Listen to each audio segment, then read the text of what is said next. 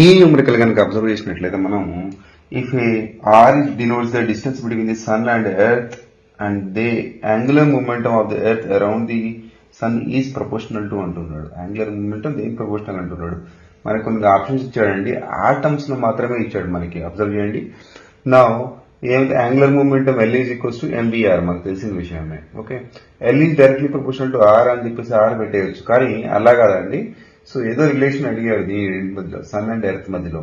So దీనికి R పెట్టాడు కాబట్టి దీని రెండింటి మధ్యలో ఫోర్స్ ఏముంది మనకి చూడండి.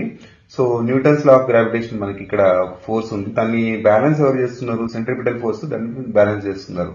దీంట్లో ఆర్ క్యాన్సిల్ చేస్తే ఎన్ఎన్ క్యాన్సిల్ చేస్తే వి వాల్యూ ఎంత వచ్చింది అంటే √2gm/r. అంటే ఇక్కడ నుంచి వి తీసేయాలి మనం.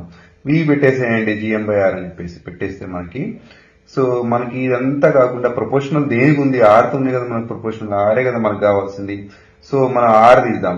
ఇక్కడ ఆర్ పెట్టేస్తే ఓన్లీ ఆర్ గురించి అబ్జర్వ్ చేస్తే L is directly proportional to 1/√r into R పైన తీసుకొచ్చాను. ఇంకా దీన్ని కొంచెం సింప్లిఫై చేద్దాం మనం. ఇక్కడ లేదు ఆన్సర్. ఇక్కడ సింప్లిఫై చేస్తే ఆర్ని ఎలా రాసుకోవచ్చు, √r ఇంటూ √r రాసుకోవచ్చు. ఇక్కడ √r క్యాన్సిల్ అయిపోతుంది, మిగిలింది ఏంటి √r మిగులుతుందండి. మనకు ఆప్షన్ సి ఆప్షన్ కరెక్ట్ అండి మనకి.